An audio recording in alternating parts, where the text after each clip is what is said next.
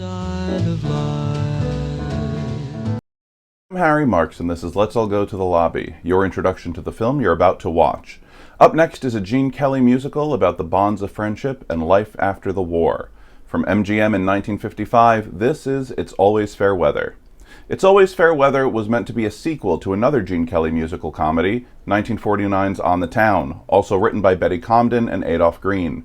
The original plan was to make this a Broadway musical with Frank Sinatra and Jules Munchin set to rejoin Kelly, but the actor didn't want it to go to the stage.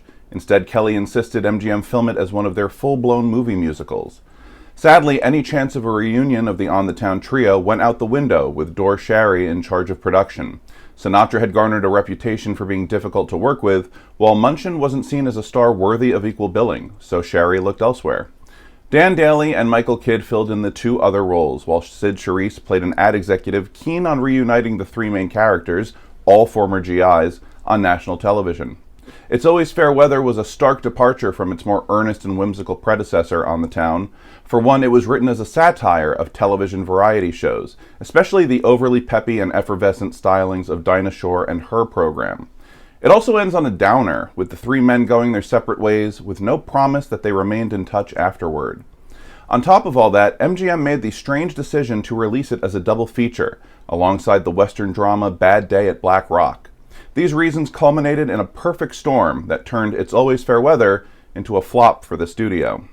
But to many, the film remains a beloved classic, despite its flaws. How can it not, with an Academy Award-winning book by Comden and Green, along with an Oscar-nominated score by Andre Previn? But perhaps what's most remembered is Kelly's performance of the song I Like Myself, in which the actor tap dances through the streets of New York on roller skates. It's a smile-inducing number for sure, but it's not exactly unique. Ginger Rogers and Fred Astaire had done something similar in 1937's Shall We Dance, while Donald O'Connor pulled off his own version in 1953's I Love Melvin. But what sets Kelly's performance apart is the sheer effortlessness he brings, as he weaves through clusters of pedestrians on the sidewalk while executing a literal traffic-stopping routine, complete with mid-air heel clicks and a cheering crowd. It's pure magic. Kelly had purchased the metal skates from a shop down the street from his home. He didn't modify them at all, and they weren't tacked to his shoes either.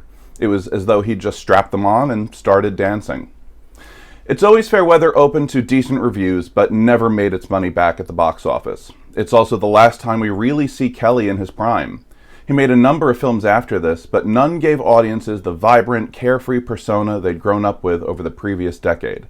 So buckle your roller skates and settle in as you watch Gene Kelly, Dan Dailey, Michael Kidd, and Cyd Charisse in MGM's musical comedy, It's Always Fair Weather.